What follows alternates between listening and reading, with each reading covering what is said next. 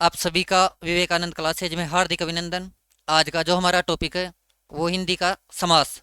देखो, आज हम पढ़ेंगे समास। और समास का अर्थ होता है पास पास बिठाना। पास पास बैठाना। जैसे मान लो अगर मैं लिखूं रसोई के लिए घर। देखो, अगर मान लो मैं लिख रहा हूं रसोई के लिए घर। अब इन शब्दों को अगर मुझे पास पास बिठाना है तो मैं सीधा लिख दूंगा रसोई घर।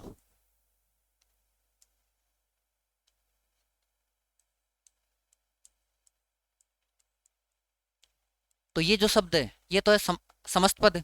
और ये हो गया उसका विग्रह। तो देखो, हम समास के जो भेद है वो होते हैं पदों के आधार पर। तो देखो, पदों के आधार पर जैसे मान लो प्रथम पद प्रधान। देखो, समास का या तो होगा प्रथम पद प्रधान। तो हम बात कर रहे हैं पदों की प्रधानता के आधार पर। पदों की प्रधानता।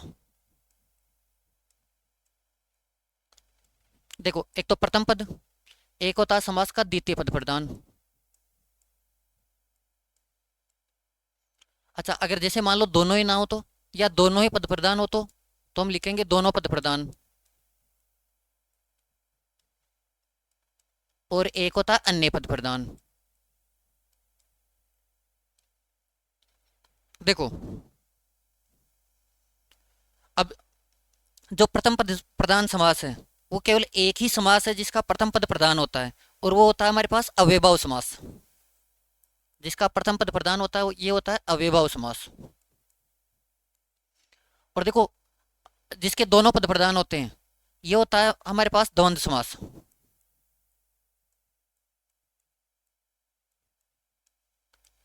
और जिसका तीसरा पद प्रधान होता है वो हमारे पास होता है बहुव्रीहि समास। देखो, समास टोटल है छह। और छह समास में से देखो तीन समास को तो आप लोग ऐसे याद रख सकते हो। जिसका प्रथम पद प्रधान होता है वो अव्ययभाव समास। जिसके दोनों ही पद प्रधान होते हैं वो द्वंद्व समास। और जिसका अन्य पद प्रधान होता है, कोई तीसरा पद प्रधान होता है, या जिसका तीसरा अर्थ निकलता है। तीसरा पद प्रधान कहां से होगा? जिसका तीसरा अर्थ निकलता है वो होता है हमारे पास बहुव्रीहि समास। अब बाकी के जो तीन बच गए उनका द्वितीय पद प्रधान होगा। जैसे तत्पुरुष समास, इसके बाद में द्विगु समास और कर्मधारय समास। कर्मधारय समास।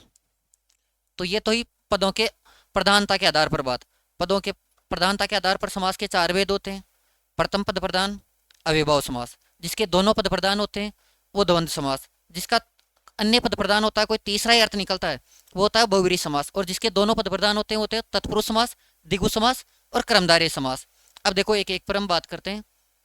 चलो कंपेयर में पढ़ते हैं हम। जैसे अव्ययभाव समास लिख लो यही। देखो, अव्ययभाव समास। इसके बाद में आप लोग लिख लो द्विगु समास। देखो, द्विगु के बाद लिख लो कर्मधारय समास। कर्मधारय के बाद में लिख लो आप लोग द्वंद्व समास। और द्वंद्व समास के बाद में लिख लो तत्पुरुष समास। और तत्पुरुष के बाद में लिख लो आप लोग बहुव्रीहि समास।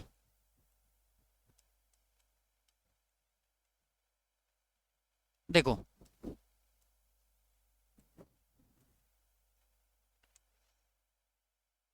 अब देखो, जो अव्ययभाव समास है इसका पहला पद अव्यय होता है। मतलब पहला पद उपसर्ग होगा। ध्यान से देखो, पहला पद क्या होगा? एक तो उपसर्ग। एक अगर शब्दों की आवर्ती होती है, देखो, शब्दों की आवर्ती होती है तो वहां अव्ययभाव समास होगा। अब देखो, जैसे मान लो उपसर्ग यथाशक्ति। देखो, बेश्रम, आजीवन। देखो, यहाँ आ उपसर्ग है तो अव्ययभाव समास। यहाँ देखो बे उपसर्ग है, अव्ययभाव समास। यहाँ यथा उपसर्ग का काम कर रहा है तो अव्ययभाव समास। अच्छा, अब देखो शब्दों की आवर्ती कैसे। जैसे रातों रात, दिनों दिन। तो इन सभी शब्दों में अव्ययभाव समास होगा।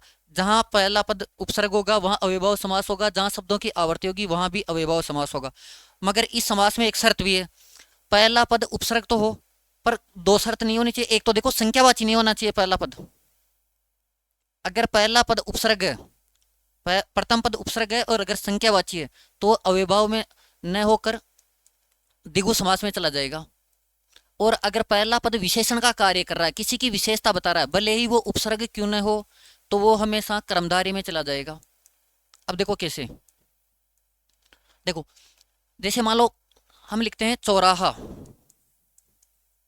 अभी जो चौ है ना, ये उपसर्ग है, इसका मतलब होता है चार, और चौराहा का मतलब हो गया चार रास्तों का समूह।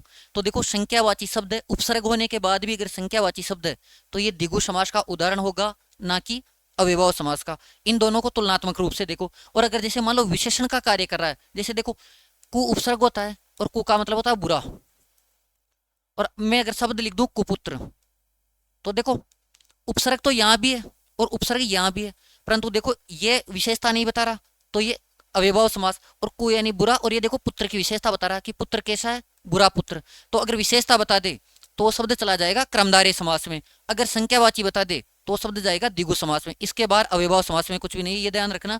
अगर प्रथम पद उपसर्ग है, संख्यावाची है, तो द्विगु समास में, अगर विशेषणवाची है तो कर्मधारय समास में। अगर इन दोनों के अलावा कोई भी उपसर्ग दिख जाए वहां अव्ययभाव समास होगा। ठीक है। इसके बाद में देखो अगर किसी भी शब्द की आवर्ती हो रही है, जैसे देखो रातों रात, दिनादिन, खटाखट, पटापट, इन सब में अव्ययभाव समास होगा अगर एक ही शब्द की वापस आवर्ती होती है तो। देखो द्विगु समास, प्रथम पद संख्यावाची होना चाहिए, प्रथम पद संख्यावाची। जैसे त्रिभुज, तीन भुजाओं का समूह। एक देखो चौराहा, चार रास्तों का समूह। देखो सप्तऋषि, सात ऋषियों का समूह। पर इसकी भी एक शर्त है, अगर प्रथम पद संख्यावाची है और अगर तीसरा अर्थ नहीं जा रहा, उसका तीसरा अर्थ जा रहा है उसका, अगर तीसरा अर्थ निकल रहा है तो उसमें होगा बहुव्रीहि समास, ये भी ध्यान रखना। जैसे देखो मैं लिख दूं दशानन, देखो इस समास की शर्त ये थी कि प्रथम पद संख्यावाची होना चाहिए। देखो दशानन, 10 संख्या तो आ रही है मगर 10 है आनंद जिसके, ये होगा रावण के लिए। तो देखो तीसरा अर्थ जा रहा है तो ध्यान रखना बहुव्रीहि समास होगा। ऐसे जैसे मान लो त्रिनेत्र, ऐसे चतुरानन, इन सब में संख्यावाची होने के बाद भी ये सब समास बहुव्रीहि समास के उदाहरण होंगे।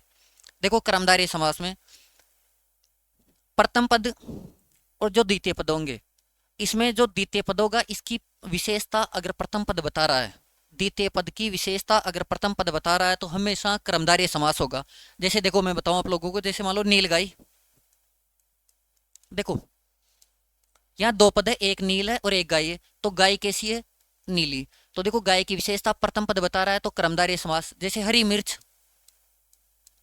देखो हरी मिर्च, अब मिर्च की विशेषता बता रहा है, मिर्च कैसी है, हरी। जैसे देखो महात्मा, महान है जो आत्मा, तो आत्मा कैसी है, महान। जैसे मान लो सज्जन, आदमी कैसा है, अच्छा, तो विशेषता बता रहा है। जैसे कुपुत्र, जो भी हमने चर्चा की थी, तो कर्मधारय समास। देखो द्वंद्व समास में, द्वंद्व समास दोनों पद प्रधान होते हैं। इसमें ध्यान रखना, एक तो ज्यादातर शब्द एक दूसरे के विलोम शब्द आएंगे, एक बीच में योजक चिन्ह भी आता है। जैसे माता पिता,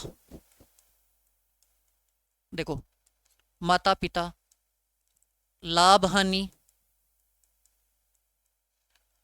इसके बाद में और देखो दाल रोटी, इन सब में होगा द्वंद्व समास, जहां दोनों ही पदों की प्रधानता होती है। तत्पुरुष समास में कारक चिन्हों का प्रयोग होता है। एक तो जो 8 कारक होते हैं हमारे पास, उसमें से कर्ता का प्रयोग नहीं होता, एक संबोधन का प्रयोग नहीं होता। देखो इसके भी उदाहरण देखो, जैसे मान लो देश निकाला, देखो देश निकाला, देश से निकाला मतलब देश से अलग कर रहे हैं, अपादान और ये पंचमी विभक्ति का प्रयोग हो रहा है, तो कौन सा समास होगा, तत्पुरुष समास। जैसे मान लो राजपुत्र, देखो राजा का पुत्र का विभक्ति का प्रयोग हो रहा है, तो यहां भी कौन सा होगा, बताओ, तत्पुरुष समास। जैसे पत्नी पीड़ित, जो बहुत से लोग होते हैं, देखो पत्नी से पीड़ित, तो इसमें कौन सा होगा, यही तत्पुरुष समास। देखो अब बहुव्रीहि समास, सभी समासों में सबसे बड़ा सबसे बड़ा समास बहुब्रीहि समास, समासों का राजा भी कहते हैं इसे। इसमें अन्य अर्थ निकलता है। देखो इसमें अन्य अर्थ निकलता है, तो अन्य अर्थ में जैसे मान लो लंबोदर, देखो लंबोदर, लंबा है जिसका उदर, भगवान श्री गणेश। वैसे देखो लंबा है उदर मतलब मोटा पेट वाला। अब बहुत से लोग होते हैं मोटे पेट के, तो परंतु एक निश्चित किसके लिए आ गया है, भगवान श्री गणेश के लिए। तो लंबोदर किसके लिए, गणेश जी के लिए। ऐसे देखो जैसे मान लो चतुरानन जिसके 4 मुख, तो ये बहुव्रीहि समास कार्तिकेय ब्रह्मा जी के लिए आता है। तो जितने भी देखो जलज, देखो जल में जन्म तो बहुत से लेते हैं जैसे कीड़े मकोड़े मछलियां, परंतु जलज शब्द एक ही के लिए रूट है, कमल के लिए। तो यह भी कौन सा समास होगा, बहुव्रीहि समास। तो हमारे आज की क्लास थी छोटी सी समास की। आप लोगों को कैसी लगी, आप लोग जरूर से अपनी प्रतिक्रिया देना।